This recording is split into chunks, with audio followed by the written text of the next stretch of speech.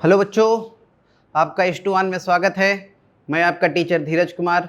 मैंने अपना BTech NIT Srinagar से किया है और अब तक 25,000 बच्चों को पढ़ा चुका हूँ। लगभग 15 सालों से मैं पढ़ा रहा हूँ।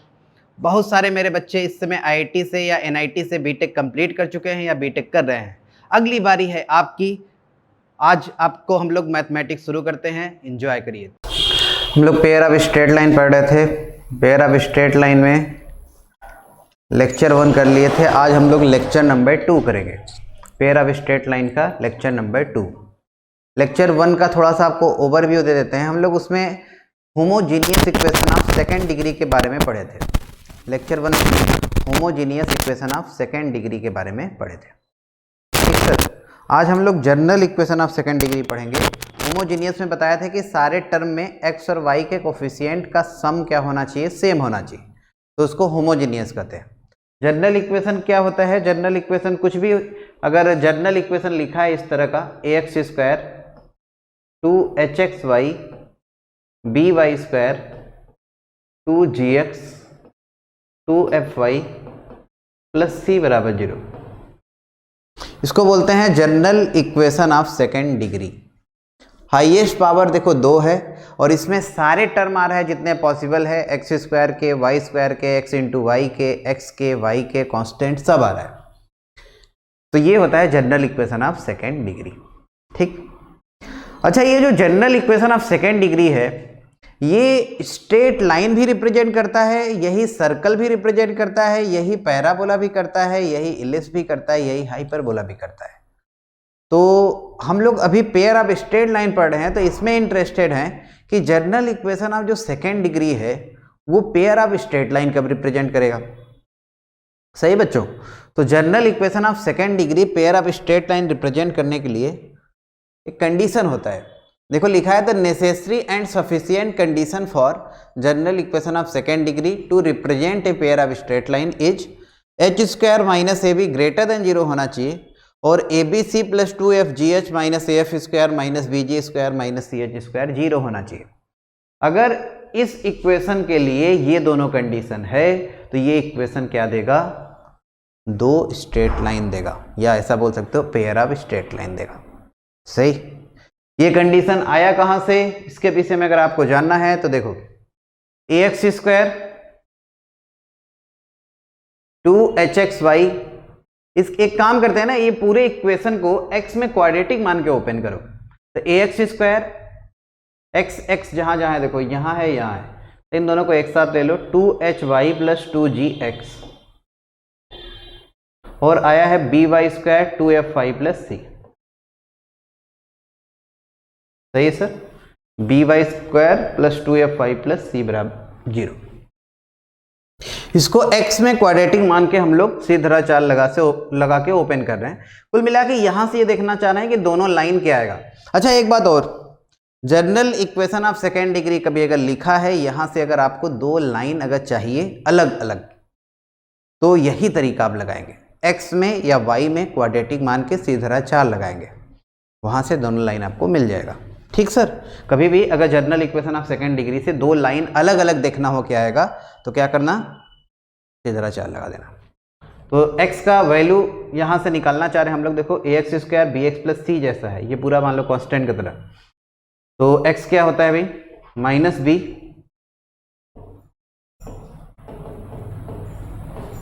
Plus minus under root B square, तो इसका होल स्क्वायर। सही। माइनस 4ac, a c की जगह ये पूरा,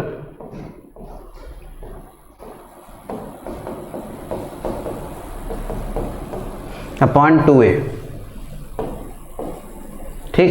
ये देखो 4 रूट से बाहर 2 आएगा और ये 2 ये 2 कैंसिल हो गया, ये इधर गया, ax ये पूरा आइटम उधर ले जाओगे, प्लस hy प्लस g और एच साइड आएगा प्लस माइनस अंडर रूट के अंदर। देखो क्या है, अंडर रूट के अंदर आएगा, ये 4 तो कॉमन हो चुका है, देखो ये आएगा एच स्क्वायर वाई स्क्वायर और minus A B Y square, मतलब H square minus A B Y square, और आएगा 2hgy और माइनस 2afy, तो 2hg माइनस 2afy सही है ना। अच्छा, और बचेगा जी स्क्वायर माइनस ए सी, ये है सर। ठीक, तो अगर दो स्ट्रेट लाइन अगर रिप्रेजेंट करना है तो अंडर रूट के अंदर जो बना है वाई में क्वाड्रेटिक, ये एक परफेक्ट स्क्वायर होना चाहिए।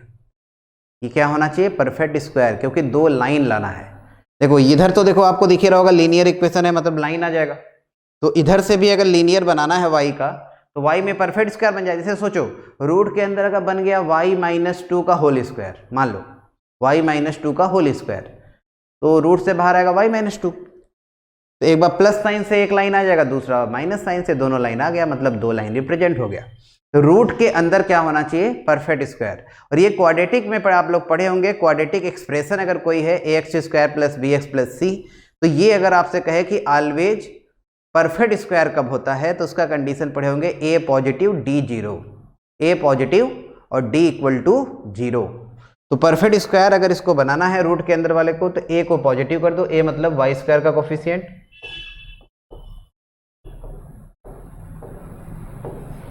और इस क्वाड्रेटिक का डी जीरो कर दो, क्वाड्रेटिक का D zero B square minus 4ac H G minus A F का होल स्क्वायर, ठीक है सर ना, minus 4h square minus A B, और सी की जगह जी स्क्वायर माइनस ए सी, ये कर दो जीरो। ये पहला कंडीशन मिल गया जो ये लिखा है। इसको ओपन करके देखोगे तो ये दूसरा कंडीशन आपको मिल जाएगा जो सेकंड लिखा है। तो ये जो वाई स्क्वायर में या वाई में क्वाड्रेटिक इक्वेशन बना है रूट के अंदर, ये होना चाहिए परफेक्ट स्क्वायर। तो ये परफेक्ट स्क्वायर होने का कंडीशन वाई स्क्वायर का कोफिशिएंट पॉजिटिव और इस क्वाड्रेटिक का डी जीरो। सबको पता भी होगा, क्वाड्रेटिक में पढ़े होंगे, क्वाड्रेटिक एक्सप्रेशन ऑलवेज पॉजिटिव, अगर ऑलवेज अगर परफेक्ट स्क्वायर कहे कि आपसे कब आएगा, तो परफेक्ट स्क्वायर बनाने के लिए ए पॉजिटिव डी जीरो होना चाहिए। ठीक, उम्मीद करते हैं सबको समझ में आ गया। इसको ओपन करके देख लेना, यही आ जाएगा जो सेकंड लिखा है। तो कुल मिला के ये प्रूफ आपको बता दिए, लेकिन प्रूफ फिर से बता रहे हैं कोई यूज नहीं है। आपको जो बताए हैं सर याद होना चाहिए। ये दोनों कंडीशन स्ट्रेट लाइन का रिप्रेजेंट करने का होता है, डायरेक्ट याद रखिएगा। इसी का एक दूसरा नाम भी होता है, इसको लोग कहते हैं डेल्टा। तो क्या बोलते हैं? डेल्टा। तो अगर जहां भी आपसे बोला जाए डेल्टा, मतलब तुरंत दिमाग में स्ट्राइक करना चाहिए A B C plus 2fgh minus A F square minus B G square minus C H square, ये होता है डेल्टा। ठीक, और स्ट्रेट लाइन रिप्रेजेंट करना है, पेयर ऑफ स्ट्रेट लाइन के लिए डेल्टा क्या होना चाहिए? जीरो। ठीक है सर। अच्छा एक बात और, एक यही अभी जो परफेक्ट स्क्वायर हम लोग बना के पूरा इसको सीधा चाल लगा के ओपन करने का कोशिश कर रहे हैं, उससे एक चीज और देखो क्लियर है क्या? अगर कभी ऐसा कहे कि ये जो है क्या कहते हैं इसे, general equation of second degree, ये ऑलवेज दो पैरेलल लाइन रिप्रेजेंट कर रहा है, उसका कंडीशन बताओ। मतलब general equation of second degree represent parallel line, उसके लिए क्या होगा? तो अभी देखो क्लियर है। अभी यहाँ हम लोग x में क्वाड्रेटिक बना के सीधा चाल लगा के ओपन किए थे, इसको मिटा रहे हैं ना। यहां से देखो ध्यान से, ये वाला स्टेप, ये वाला स्टेप देखो। अगर दो पैरेलल लाइन अगर आपको रिप्रेजेंट कराना है यहां से, तो RHS साइड में y का टर्म नहीं होना चाहिए। ये क्या बोल दिए? अगर y का टर्म होगा, अगर y का टर्म होगा तो फिर वो दो स्ट्रेट लाइन रिप्रेजेंट नहीं होगा। स्ट्रेट लाइन तो रिप्रेजेंट हो सकता है लेकिन पैरेलल नहीं होगा। क्यों ऐसा बोल रहे हैं? क्योंकि अगर y का टर्म होगा, एक बार प्लस साइन से इधर लाओगे, एक बार माइनस साइन से लाओगे, तो स्लोप दोनों लाइन का क्या हो जाएगा? बदल जाएगा। और पैरेलल लाइन रखना है तो दोनों लाइन का स्लोप क्या होना चाहिए? सेम। तो यहाँ पे अगर y का सोचो, जैसे कोई सोचा यार अगर परफेक्ट स्क्वायर बन जाता तब तो लाइन देगा ही। हाँ सही बात बोल रहे हो। अगर परफेक्ट स्क्वायर मान लो बन गया, 2y माइनस 3 का होल स्क्वायर बन गया रूट के अंदर, तो अंडर रूट से बाहर आया 2y माइनस 3, एक बार प्लस साइन एक बार माइनस साइन, RHS साइड जाएगा तो इधर भी तो एक y का टर्म है, तो दोनों बार स्लोप क्या होगा लाइन का? डिफरेंट। और दोनों लाइन का स्लोप अगर डिफरेंट है तो पैरेलल कभी हो ही नहीं सकता। तो पैरेलल लाइन अगर आपको रिप्रेजेंट कराना है तो y का टर्म करना होगा खत्म। तो y का टर्म खत्म करने के लिए क्या करना होगा आपको? h square minus A B को जीरो करना होगा। अगर ये देखो जीरो हो जाए तो y स्क्वायर का टर्म खत्म, और एच जी बराबर ए एफ हो जाए तो ये वाला टर्म भी खत्म। मतलब y का टर्म खत्म। उधर क्या बचा? RHS साइड में क्या बचा? कांस्टेंट। रूट में जी स्क्वायर माइनस ए सी। अब चाहे प्लस साइन से इधर लाओ चाहे माइनस साइन से इधर लाओ, दोनों लाइन का स्लोप क्या रहेगा, सेम, क्योंकि RHS साइड में क्या बचा है, कांस्टेंट। तो बचा क्या, ये भी लिख देते हैं, ये भी हटाते हैं। देखो जो बचेगा फाइनल वो मैं लिख रहा हूं, दोनों लाइन, एक लाइन आएगा ax plus H Y plus G, जब यहां पे प्लस लेंगे तो इधर आएगा तो माइनस हो जाएगा, और माइनस लेंगे तो प्लस हो जाएगा।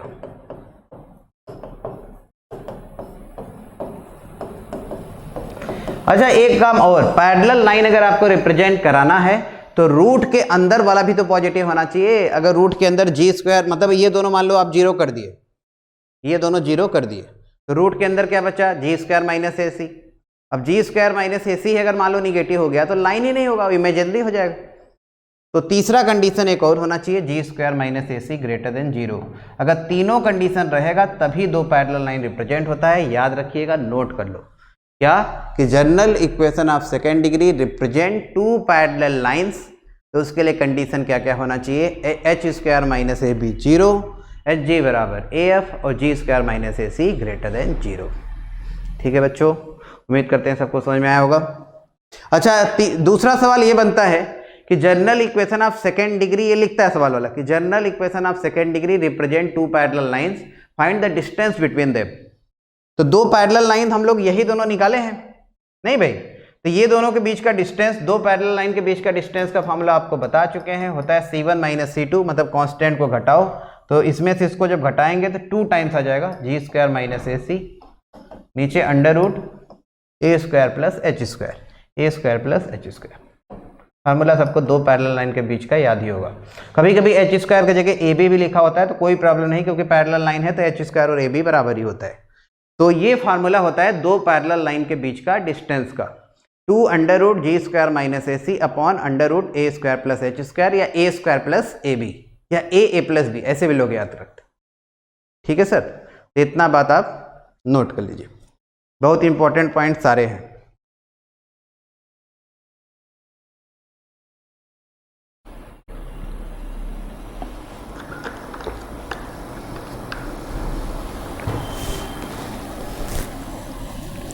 चलो आगे करते हैं।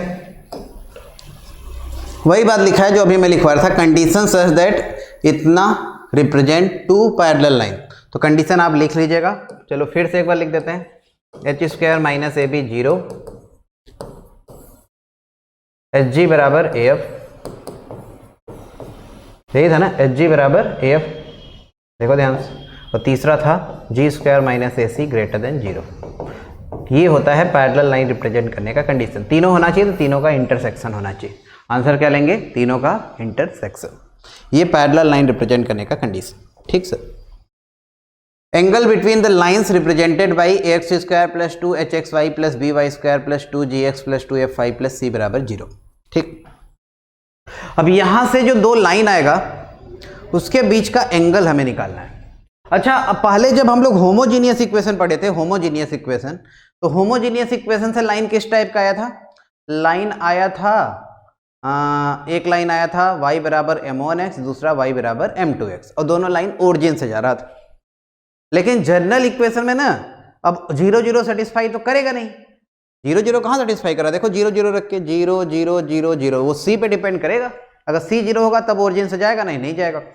ठीक ना। तो हम लोग जनरल मान के चेक करते हैं कि दो लाइन है, यहां से जो रिप्रेजेंट होगा y बराबर m1x प्लस c1 और दूसरा y बराबर m2x प्लस c2। ठीक, हम लोग क्या करें कि ये जो general equation of second degree है,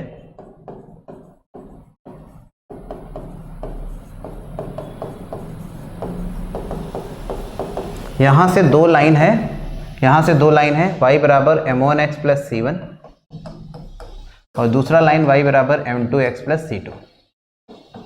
दोनों लाइन का गुणा कर दो सर, एक साइड लाके y को इधर लाओ, तभी ना पेयर अप लाइन आता है,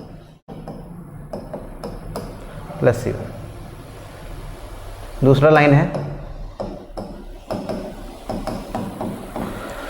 अच्छा, जब कभी दो लाइन अगर आपको सेपरेट करना है, जैसे यहां से दो लाइन सेपरेट करना है, तो मान लो ये दोनों लाइन है सेपरेट अलग अलग, तो दोनों लाइन का जब गुणा करोगे यही आएगा।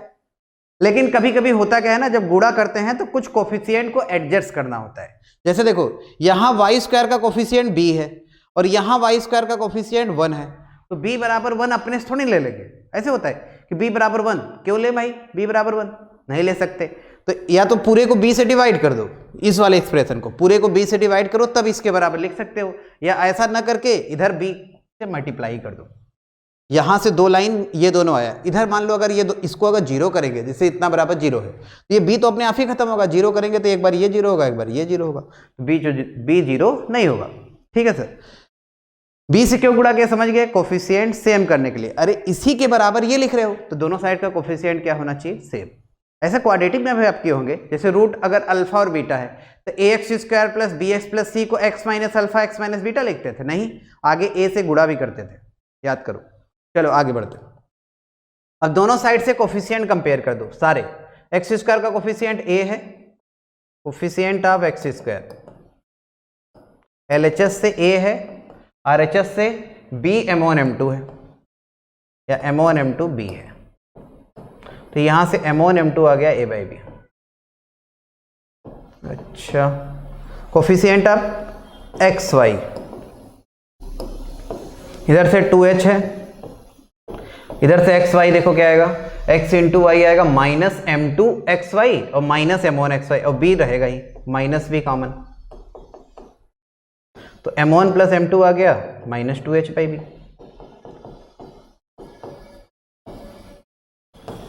ये सिर्फ मेरा बताने का मकसद क्या है अब बता रहा हूं। आप जब homogeneous equation of second degree पढ़े थे, ax square plus 2hxy plus B Y square बराबर 0, तो वहां स्लोप का रिलेशन अभी कल ही किए थे, सबको याद होगा। स्लोप का सम आया था माइनस 2h बाई बी और प्रोडक्ट आया था a by B. m1 plus m2 minus 2h by B और m1 m2 आया था a बाई बी। यहां भी वही आया, अरे सेम आया भाई, देखो ना सेम आया है, m1 plus m2 minus 2h by B m1 m2 a by B. तो homogeneous equation of second degree में जो एंगल का फॉर्मूला हम लोग पढ़े थे, याद है ना, tan theta 2 under root H square minus A B upon A plus B, same वही यहाँ भी tan theta 2 under root H square minus A B upon A plus B का मॉड। जब m1 प्लस m2 सेम है, m1 m2 same है, तो m1 minus m2 भी same आएगा। और अगर आप एंगल का फॉर्मूला याद करो तो m1 minus m2 1 plus m1 m2 होता है, सब कुछ सेम है तो एंगल का फॉर्मूला भी सेम आएगा। तो जो homogeneous equation of second degree में एंगल का फॉर्मूला होता है, सेम वही general equation of second degree में भी होता है, समझ गए। अच्छा एक बात और, homogeneous equation of second degree सिर्फ इतना होता है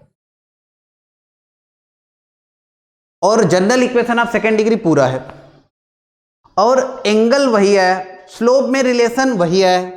तो इसका मतलब एक बात समझे कि जो स्लोप होता है, स्लोप जो होता है वो homogeneous equation of second degree he decide करता है, general equation of second degree में भी।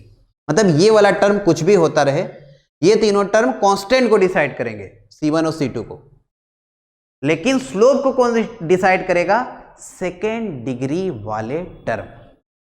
याद रखिएगा, बहुत important point, general equation of second degree में स्लोप को कौन डिसाइड करता है, सेकेंड डिग्री टर्म। अगर दो इक्वेशन अगर है, सेकेंड डिग्री टर्म दोनों का सेम है, इधर वाले कुछ बदलते रहे उससे कोई फर्क नहीं, दोनों लाइन क्या होंगे, पैरेलल। क्यों, क्योंकि स्लोप डिसाइड करता है सेकेंड डिग्री वाला टर्म। ध्यान रखिएगा सर, ध्यान रखिएगा, बहुत इंपॉर्टेंट। ठीक, आगे बढ़ते हैं। Point of intersection of lines represented by ax square plus 2hxy plus by square plus 2gx, ये 2 है, 2fy प्लस c बराबर 0। यहाँ से जो दो लाइन आता है उसके बीच जो भी जहाँ पे इंटरसेक्ट करेगा, इंटरसेक्शन पॉइंट कैसे निकालते हैं। यहाँ से दो लाइन क्या रिप्रेजेंट होता है, अभी आपको कहें, मान लो पहला लाइन y बराबर m1x प्लस c1, दूसरा लाइन y बराबर m2x प्लस c2। तो इन्हीं दोनों का इंटरसेक्शन पॉइंट हमें निकालना है। ठीक है सर, तो देखो एक बहुत ही सिंपल तरीका आपको बता रहे हैं, ज़्यादा दिमाग मत लगाओ। यहाँ से दो लाइन जो रिप्रेजेंट होगा, दोनों का इंटरसेक्शन पॉइंट अगर आपको निकालना है तो उसके लिए एक तरीका होता है, शॉर्टकट मेथड। शॉर्टकट, ये पूरा जो सेकेंड डिग्री का टर्म है उसे फंक्शन ऑफ एक्स वाई मान लो, जो तरीका बता रहे हैं बस ध्यान रखिएगा, इंटरसेक्शन पॉइंट तो आप आसानी से ढूंढ लेंगे। सही, इसको मान लिए फंक्शन ऑफ एक्स वाई, ये पूरा general equation of second degree को। ठीक, अब इंटरसेक्शन पॉइंट निकालने का एक शॉर्टकट जुगाड़ ये होता है कि आप इसको x के रेस्पेक्ट में एक बार पार्शियल डिफरेंशिएट करो, एक बार y के रेस्पेक्ट में पार्शियल डिफरेंशिएट करो, और जब x के रेस्पेक्ट में पार्शियल डिफरेंशिएट करते हैं तो y को मानते हैं कांस्टेंट, और y के रेस्पेक्ट में करते हैं तो x को मानते हैं कांस्टेंट। तो इसको एक बार x के रेस्पेक्ट में पार्शियल डिफरेंशिएट करते हैं, x के रेस्पेक्ट में करेंगे तो यह आएगा 2ax, y को कांस्टेंट मानना है साहब 2hy प्लस 2g, और एक बार y के रेस्पेक्ट में करो x को कांस्टेंट मानते हुए तो ये आ जाएगा x कांस्टेंट है 0, इसका आएगा 2hx 2by प्लस 2f। सही है सर, ये आ गया दोनों का डिफरेंशिएशन। अब इन दोनों को सॉल्व करने से जो एक्स वाई आएगा वही होता है दोनों लाइन का इंटरसेक्शन पॉइंट। ये देखो 2 कॉमन लेके हटा दिए, यहां से भी 2 कॉमन लेके हटा दो। अब x और y निकालना है तो क्रॉस मल्टीप्लिकेशन मेथड से निकाल देते हैं। ये hf minus B G minus Y upon af minus H G, af minus H G 1 upon A B minus H square. तो यहां से x और y का वैल्यू आ गया सर। x का वैल्यू कितना आया है, x का वैल्यू है hf minus B G upon hf minus B G upon A B minus H square, और y का वैल्यू आया है देखो H G minus A F, H G minus A F upon A B minus H square. ये general equation of second degree से जो 2 line represent होगा उसका पॉइंट ऑफ इंटरसेक्शन होता है।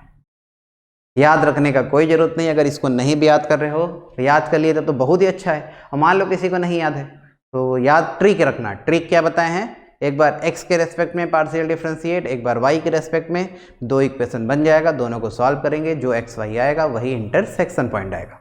समझ गए सब लोग, ये तरीका होता है पॉइंट ऑफ इंटरसेक्शन निकालने का।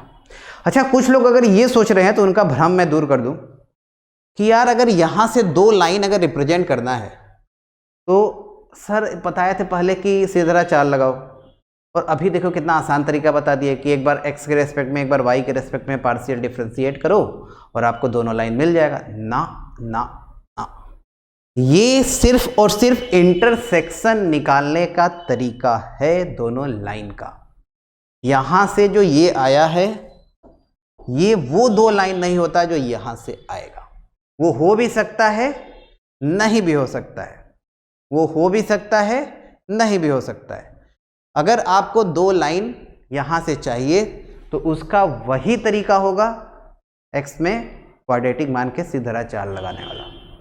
ये 2 लाइन नहीं होता। जैसे मान लो 2 लाइन कोई और रहे, देखो ऐसे और ऐसे, इन दोनों का इंटरसेक्शन पे देखो ये है, तो ये हमें यहां से जो 2 लाइन था वो ये दोनों था, लेकिन इंटरसेक्शन पॉइंट देखो किसी और 2 लाइन का भी यही हो सकता है।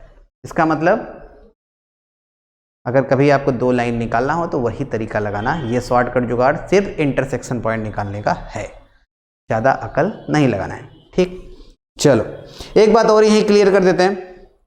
कभी अगर लिखा है इफ लाइंस, एक पॉइंट लिख लेना, if lines intersect eight x axis, if lines intersect eight x axis. अगर लाइन एक्स एक्सिस पे इंटरसेक्ट करे, मतलब ये दोनों लाइन यहां से जो रिप्रेजेंट होगा ये दोनों एक्स एक्सिस पे इंटरसेक्ट करे, तो एक्स एक्सिस पे इंटरसेक्ट करे का मतलब कि इंटरसेक्शन पॉइंट का y नहीं आए, y 0 आए। एक्स एक्सिस पे y 0 होता है, तो इंटरसेक्शन पॉइंट का y कर दो 0, इंटरसेक्शन पॉइंट का y कर दो 0। तो इंटरसेक्शन पॉइंट देखो ये है, इसका y कोऑर्डिनेट 0 करेंगे तो इसको अगर 0 करेंगे तो एच जी बराबर AF आएगा। तो ये याद रखिएगा, ये एक्स एक्सिस पे इंटरसेक्ट होने का कंडीशन होता है। ऐसा सवाल आता है जैसे कि लिख दे कि यहां से 2 लाइन जो रिप्रेजेंट हो रहा है दोनों एक्स एक्सिस पे इंटरसेक्ट कर रहा है, तो ये फलाना का वैल्यू बताओ या कुछ भी बताओ, तो उसके लिए आपको करना यही है एच जी बराबर AF। ठीक, दूसरा पॉइंट इसी तरह आप अपने से लिख सकते हैं, if lines intersect at y axis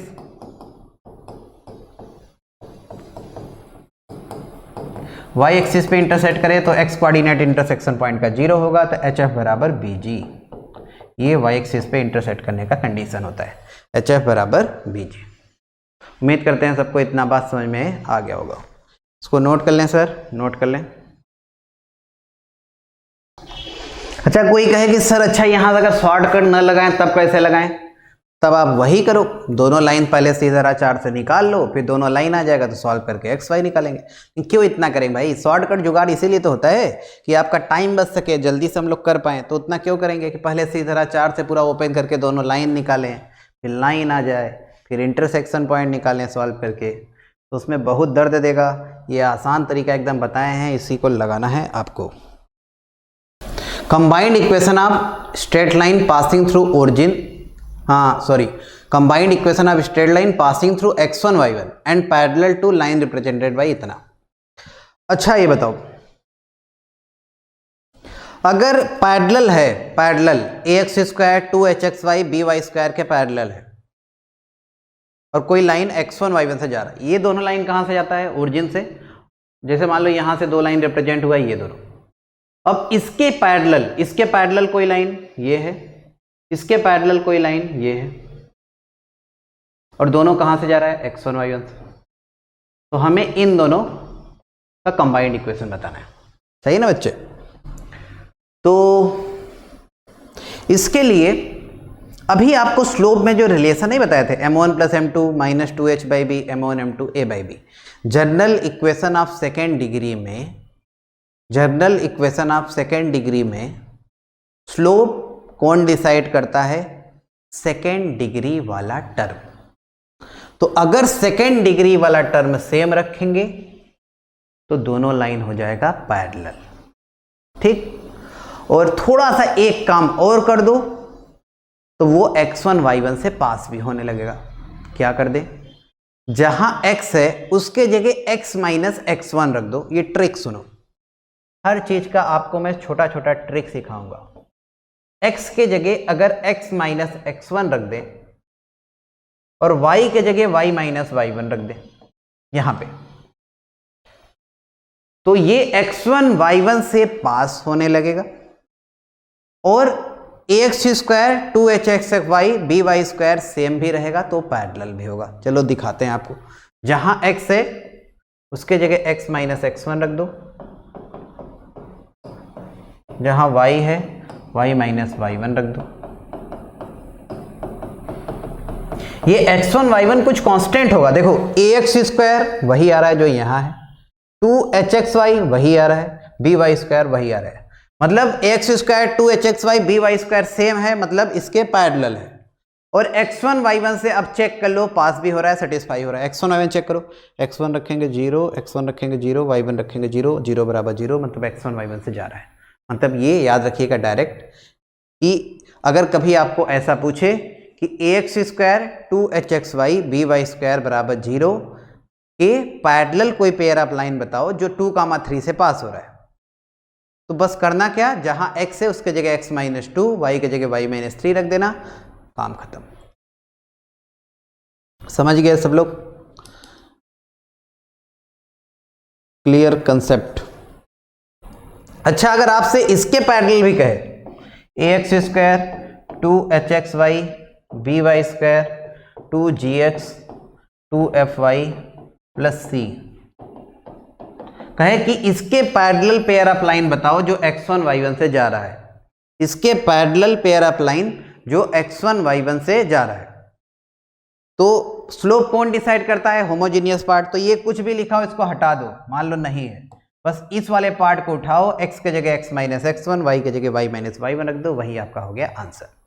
तो इसके पैरेलल रहे चाहे इसके पैरेलल रहे, बस होमोजीनियस इक्वेशन वाले में, या ऐसा बोलो सेकेंड डिग्री वाले टर्म में, x के जगह x माइनस x1, y के जगह y माइनस y1 रख दो। ठीक है सर? अच्छा, अगला है combined equation of straight lines passing through x1 y1 and perpendicular to pair of line represented by इतना। अब पिछले लेक्चर में परपेंडिकुलर वाला पेयर ऑफ लाइन लिखना हम लोग सिखाए थे, अगर आपको याद हो तो उसके लिए भी ट्रिक आपको बताए थे। a के जगह b, b के जगह a, h के जगह माइनस h, a के जगह b, बी के जगह ए, एच के जगह माइनस एच, ये परपेंडिकुलर पेयर आ जाएगा।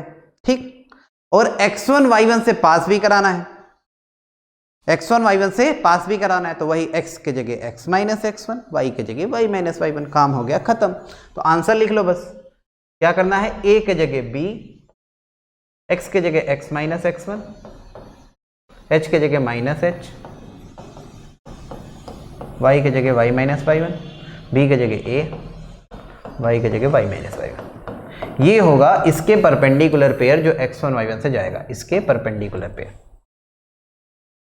समझ में आया? कल का लेक्चर अगर जितने लोग किए होंगे उनको आसानी से समझ में आएगा। कल आपको ट्रिक बताए थे, परपेंडिकुलर पेयर का इक्वेशन लिखना है तो a के जगह b कर दो, b के जगह a कर दो और h के जगह माइनस h, वो बन गया इसके परपेंडिकुलर पेयर। ठीक सर, और फिर क्या, x1 y1 से पास भी कराना है, तो x के जगह x माइनस x1, y के जगह y माइनस y1, ये आपका परपेंडिकुलर पेयर हो जाएगा जो x1 y1 से पास करेगा। हो गया काम खत्म।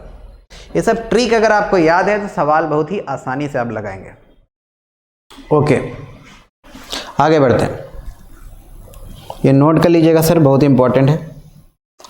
Combined equation of pair of line joining origin and the point of intersection of A curve and A line, ये भी बहुत ही इंपॉर्टेंट पॉइंट है। कभी अगर ऐसा आपको कहे कि एक कर्व है, कोई भी कर्व सर्कल हो सकता है, parabola, ellipse, hyperbola, second degree का बस कर्व हम लोग बात कर रहे हैं, तो सेकंड डिग्री कर्व यही चारों होता है, सर्कल, पैराबोला, इलिप्स, हाइपरबोला। मान लो ये सेकंड डिग्री के कर्व लेके चल रहे हैं।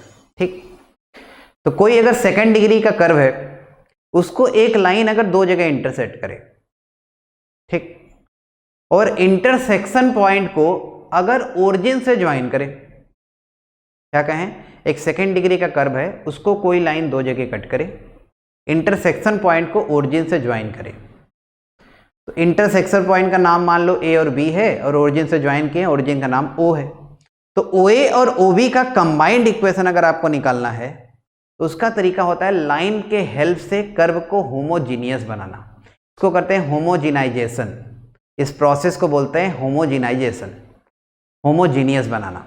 देखो कैसे, जैसे मान लो एक कर्व है, कर्व कोई भी हो सकता है, तो एक सेकेंड डिग्री का जनरल इक्वेशन हम लोग ले रहे हैं,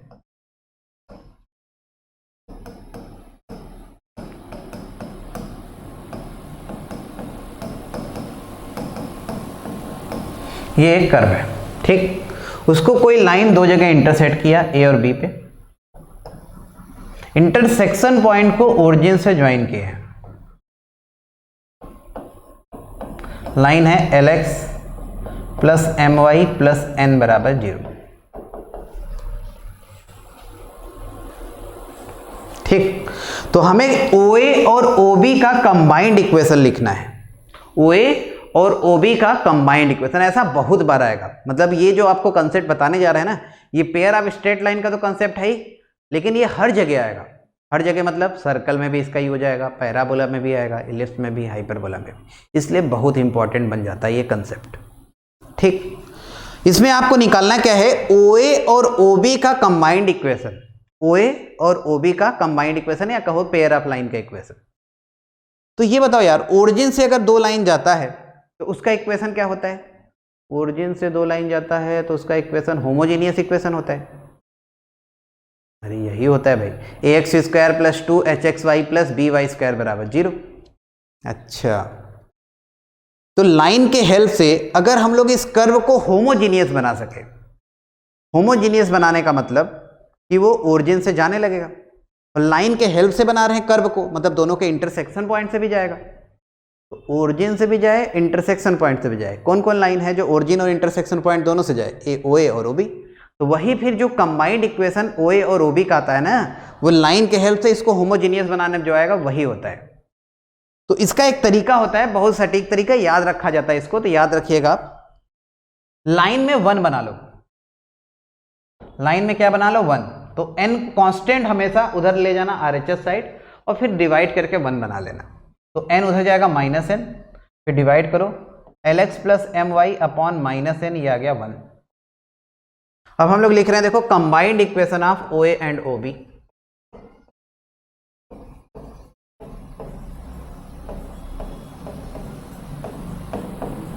लाइन के हेल्प से कर्व को बना रहे हैं होमोजीनियस। तो देखो ध्यान से, यहां तक ऑलरेडी होमोजीनियस है, अरे सेकेंड डिग्री का है, यहां तक कुछ मत करना, तो इसको ऐसे उतार दिए।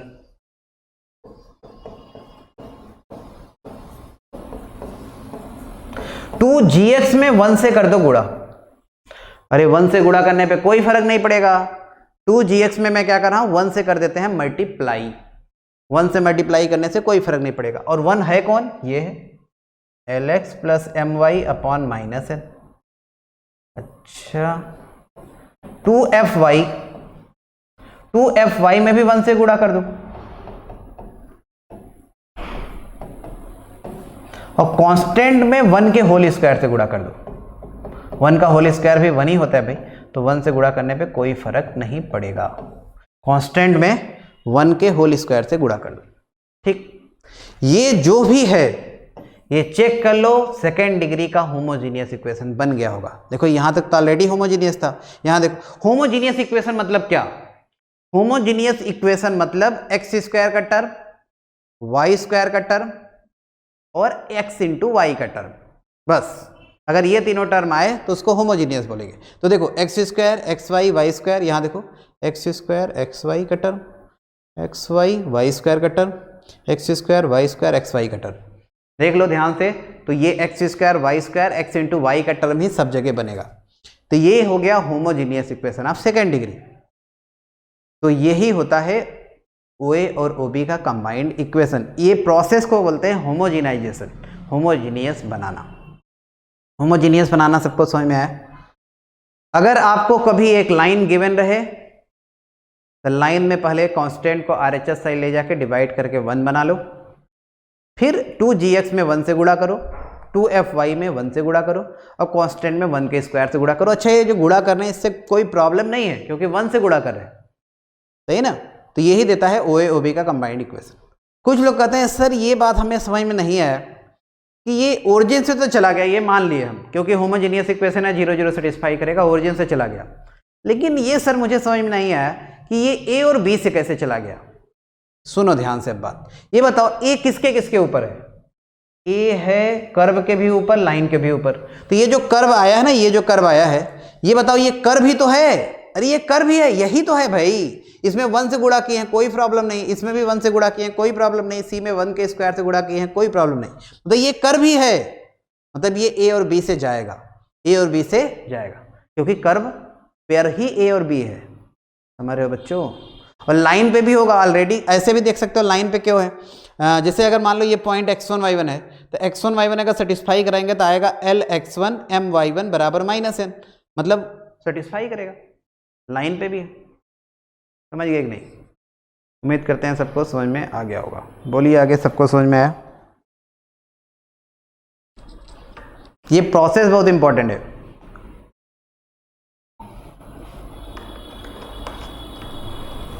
Homogeneous banana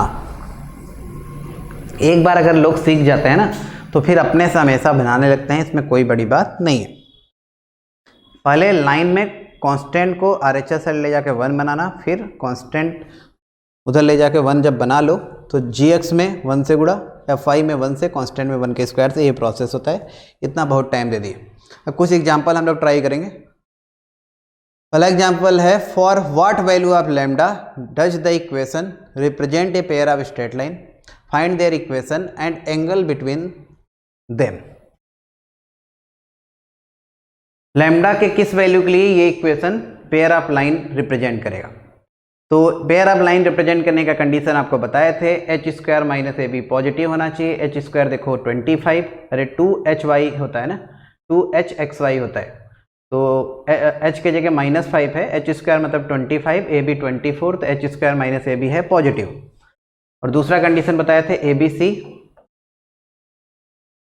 2fgh minus A F square minus B G square minus C H square, ये है 0।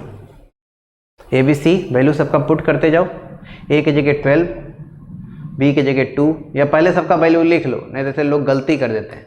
ए के जगह 12, एच के जगह -5, बी के जगह 2, जी के जगह 11/2, 2gx होता है, तो 2g11 तो g11/2, अच्छा, एफ के जगह -5/2 और सी के जगह लैम्डा। तो कंडीशन अब लगा दो, ए बी सी मतलब 12 × 2 × लैम्डा, सही। 2FGH, एफ के जगह -5/2, G 11/2, H -5 AF square, A है 12, F square 25/4 BG square, B है कितना 2, G स्क्वायर करेंगे 121/4, सही ना। -CH स्क्वायर, C है लैम्डा, H स्क्वायर आएगा 25। यहाँ से आप आसानी से लैम्डा सॉल्व कर लेना, समय ज़्यादा है नहीं इसलिए मैं अपने से पूरा कैलकुलेशन नहीं कर रहा हूँ, मैं आपके ऊपर छोड़ रहा हूँ, यहाँ से आप लैम्डा निकाल लेंगे। ठीक, अगर लैम्डा आ गया तो लैम्डा का वैल्यू यहाँ पुट करेंगे, फिर यहाँ से क्या आएगा, general equation of second degree आ जाएगा। फिर क्या कहते हैं उसे, एक्स में क्वाड्रेटिक मान के सीधा चाल लगाओगे तो दोनों लाइन भी आ जाएगा। अच्छा, एंगल बिटवीन देम निकालना है तो एंगल वाला भी फॉर्मूला हम लोग सीखे हैं, 2H square -AB A + B का मॉड। H स्क्वायर की जगह वैल्यू कितना है भाई 25 -AB 24, A + B, A है कितना 12, B है 2 14, मतलब ये आ जाएगा 1/7। तो थीटा आएगा tan 1/7, लाइन के बीच का एंगल tan 1/7। यहाँ चाहो तो लैम्डा आप कैलकुलेट करके देख लो, ये देखो आ गया 25 लैम्डा और 24 लैम्डा, मतलब माइनस लैम्डा, उधर जाएगा लैम्डा हो जाएगा, बस LHS वाला वैल्यू कैलकुलेट कर लो। अब देखो LHS का वैल्यू कितना है, 4 LCM लेते हैं हम लोग, ये कैंसिल नहीं कर रहे हैं, 4 LCM लेते हैं। 4 अगर LCM लेंगे तो यहाँ देखो कितना आएगा, ये आ जाएगा सर 50 में 11 से गुणा करेंगे 550/4, सही है ना। अच्छा, अगला देखो, अगला आएगा 300, 250, 300/4। अगला देखो, अगला आ जाएगा 242/4। तो ये ध्यान से अगर आप देखेंगे तो ये बनेगा 8/4, मतलब 2, लैम्डा बराबर 2 आएगा। कोई बहुत बड़ा कैलकुलेशन भी नहीं है, सब लोग आसानी से कर सकते हैं। तो लैम्डा का पहले वैल्यू पूछा था क्या आएगा, तो आंसर 2 आ गया। पेयर ऑफ लाइन अब अलग अलग बताना है क्योंकि इसका इक्वेशन बताना था ना, तो इस इक्वेशन बनाने का वही तरीका है भाई, एक्स में क्वाड्रेटिक मान के सीधा चाल लगाओगे आ जाएगा। उतना बड़ा अब मैं कर नहीं रहा हूँ, लैम्डा निकाल दिया, एंगल निकाल दिया, बाकी लाइन आप अपने से निकाल लेंगे। चलो next question, prove that the equation represent a pair of parallel straight line. Straight line अगर रिप्रेजेंट हो रहा है वो भी पैरेलल, उसके लिए कंडीशन आपको बताए थे, H square -AB 0, HG = AF और G स्क्वायर -AC > 0। ये तीनों कंडीशन अगर है तो पैरेलल लाइन रिप्रेजेंट होता है। चलो चेक करते हैं। A का वैल्यू 8, H का वैल्यू 4, B का वैल्यू 2, G का वैल्यू 13, F का वैल्यू 13/2, C का वैल्यू 15। तो H स्क्वायर कितना 16, AB कितना 16, मतलब पहला सही है। HG = AF, H कितना 4, G कितना 13, अच्छा A कितना 8, 8 में 13/2 से गुणा करेंगे 13 × 4, 13 × 4 दोनों बराबर आ रहा है। अच्छा, G square -AC, G square 169, AC 120, मतलब पॉजिटिव, सही है। मतलब तीनों कंडीशन सही है तो पैरेलल लाइन रिप्रेजेंट करेगा। दूसरा, also find distance between them. तो डिस्टेंस का फॉर्मूला आपको अभी बताए हैं, ये होता है 2 √G square -AC √A² + H²। Value put करो, आंसर पाओ। G square -AC 169 -120, A square 64, H square 16, कितना आ गया, ये आ गया 7, 49 आ रहा है ना, 7 × 2 14, नीचे रूट में 80। तो ये आंसर। पैरेलल लाइन जो रिप्रेजेंट होगा उसके बीच का जो डिस्टेंस होता है उसका फार्मूला होता है सर, याद रखिएगा ये फार्मूला, डिस्टेंस का formula 2 √G square -AC / √A² + H² या A² + AB भी याद रख सकते हो, सही। तो फार्मूला लगाओ, आंसर पाओ, और कुछ है नहीं इसमें, सबसे बनी गया होगा। Next question, find the combined equation of straight line passing through the point 1, 1 and parallel to the lines represented by इतना। अभी आज ही बताए हैं ये भी कंसेप्ट कि x1 y1 से कोई पॉइंट जाए और इसके पैरेलल हो, तो क्या बताए हैं, होमोजीनियस पार्ट उठाओ, इसको जो भी है उससे कोई मतलब नहीं, क्योंकि स्लोप यही डिसाइड करता है। और x के जगह x माइनस 1 कर दो, y के जगह y माइनस 1 कर दो। आंसर आ गया, आपका सवाल हो गया खत्म। इतना ही है, समझ में आ गया ये। लेकिन इतना आसानी से क्यों कर पा रहे हैं जानते हो, क्योंकि आपका फंडा क्लियर है, कंसेप्ट आपको आता है। नहीं तो अगर कोई करेगा किताब में, अगर इसका सोल्यूशन देखोगे तो पहले यहाँ से दोनों लाइन निकाला है, दोनों लाइन का फिर स्लोप देखा है, फिर जो स्लोप होगा वही स्लोप जो लाइन निकालना है उसका होगा, क्योंकि पैरेलल है, और फिर 1, 1 से जाने वाला लाइन निकाला है, फिर दोनों का गुणा किया, तब इतना कुछ। तो ये सब जो ट्रिक बताते हैं सर, ये बहुत इंपॉर्टेंट होते हैं, इसलिए इसको कायदे से ध्यान से अगर आप समझेंगे तो बहुत आसानी से सवाल लगेगा। क्या बताए हैं, होमोजीनियस पार्ट उठाओ, होमोजीनियस पार्ट ही स्लोप डिसाइड करता है, x के जगह x माइनस x1, y के जगह y माइनस y, बस सवाल हो गया खत्म। Next, prove that the angle between the line joining the origin to the point of intersection of straight line with the curve is tan inverse 2√2/3। अगर ऐसा कहीं भी लिखा हो कि किसी कर्व को कोई लाइन दो जगह इंटरसेक्ट किया, अभी जो कंसेप्ट बताए हैं होमोजिनाइजेशन का, क्या बताए थे कि किसी कर्व को अगर कोई लाइन दो जगह कट करे, इंटरसेक्शन पॉइंट को ओरिजिन से मिलाएं। पहला बात, जब आगे हम लोग सर्कल, पैराबोला, इलिप्स, हाइपरबोला पढ़ने लगते हैं ना, तो लोग भूल जाते हैं कि होमोजीनियस कहाँ बनाया जाता है, यहाँ तक भूल जाते हैं। हमें भूलना नहीं है। अगर आपको होमोजिनाइजेशन का कंसेप्ट याद रखना है तो ऐसे याद रखना कि पहला बात कि होमोजीनियस बनाना कहाँ होता है, होमोजीनियस बनाना कहाँ होता है। तो याद रखिएगा, अगर किसी कर्व को कोई लाइन दो जगह कट करे, इंटरसेक्शन पॉइंट को ओरिजिन से मिलाएं, और आपको OA और OB का कंबाइंड इक्वेशन लिखना हो, तब आप लाइन के हेल्प से कर्व को होमोजीनियस बनाएंगे। ठीक, तो होमोजीनियस कहाँ बनाना है ये बात आपको समझ में आया। उसके बाद जब होमोजीनियस बन जाएगा ना, तो देखो एंगल निकालना है किसके बीच, वही जो OA OB हम लोग नहीं निकाले थे। चलो फिगर बनाते हैं। ये मान लो कोई लाइन दो जगह कट किया, ये ओरिजिन से मिलाए, ये मान लो A और B है, तो OA OA के बीच का एंगल ये थीटा बताना है। तो ये OA OB का कंबाइंड इक्वेशन होमोजीनियस इक्वेशन आएगा। और होमोजीनियस इक्वेशन में एंगल का फॉर्मूला आपको पता है, 2tan कितना होता था, 2h² minus AB upon under root नहीं, क्या था, tan थीटा का फॉर्मूला 2h² माइनस AB अपॉन A प्लस B का मॉड, याद है। तो ये फॉर्मूला लगाएंगे, आसानी से निकल जाएगा। पहला बात तो आपको पहचाना आना चाहिए कि होमोजीनियस बनाना कहाँ है। ठीक, चलो होमोजीनियस बनाते हैं। लाइन में क्या बताया था, 1 बना लेना। देखो 1 बन गया, y माइनस 3x/2 बराबर 1। अब होमोजीनियस बनाते हैं। यहां तक कुछ नहीं करना होता, जैसा है वैसा उतारो, x में 1 से गुणा,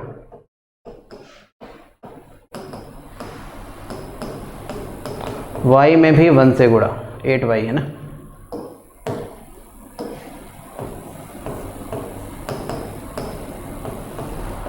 कांस्टेंट में 1 के होल स्क्वायर से गुणा।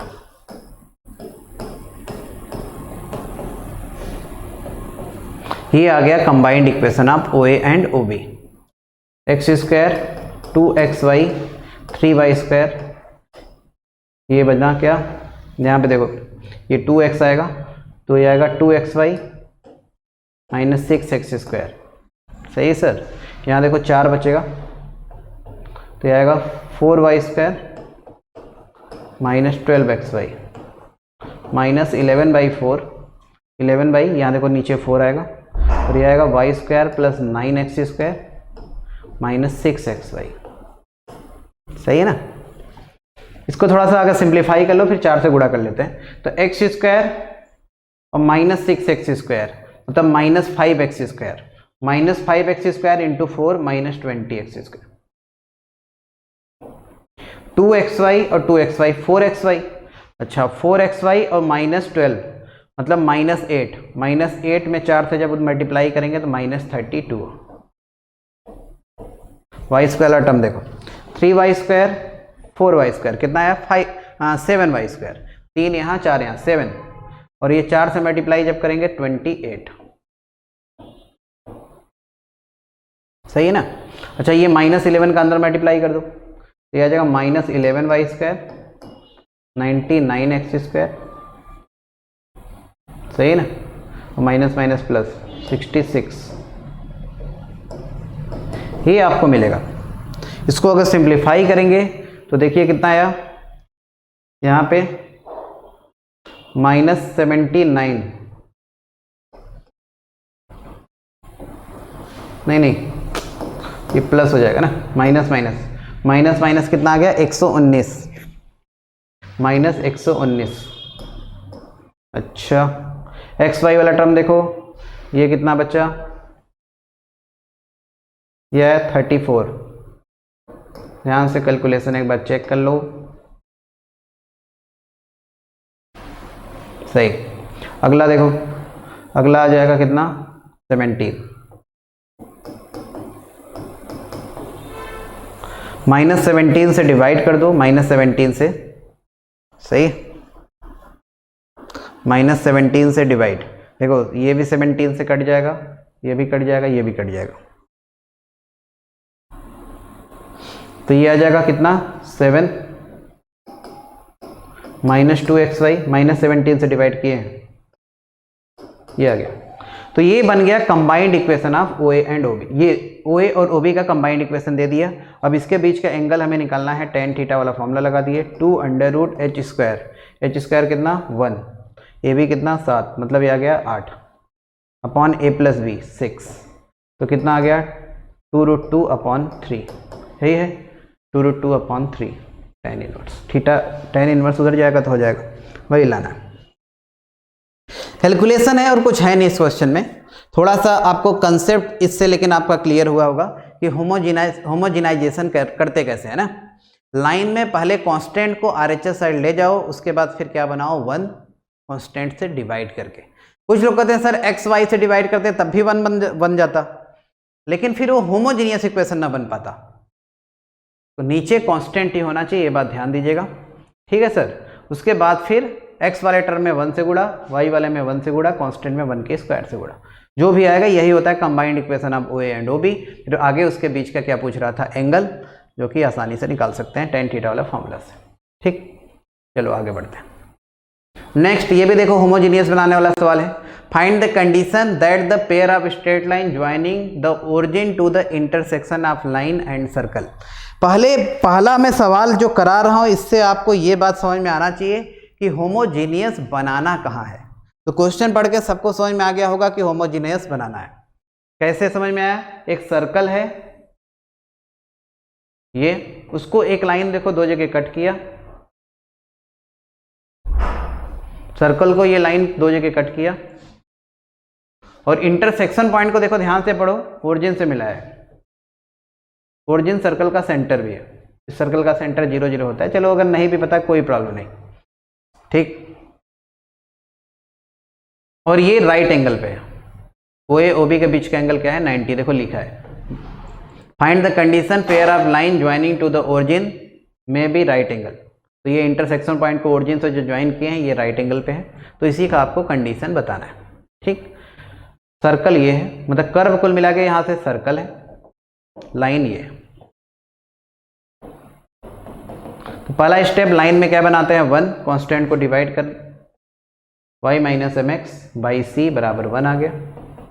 फिर हमें निकालना है OA और OB का कंबाइंड इक्वेशन, लाइन के हेल्प से कर्व को होमोजीनियस बना दो। तो यहाँ तक होमोजीनियस ऑलरेडी है, कुछ मत करना, कांस्टेंट में 1 के होल स्क्वायर से गुणा, ठीक। इसके बाद राइट एंगल होने का कंडीशन याद करो, होमोजीनियस इक्वेशन में आपको बताए थे, coefficient of x², coefficient of y² बराबर 0, या a + b बराबर 0, याद आ रहा है ना पिछले लेक्चर में। राइट एंगल होने का कंडीशन बताया था a + b 0, a मतलब x² का कोफिशिएंट, b मतलब y² का कोफिशिएंट, तो उसी का सम 0 कर दो।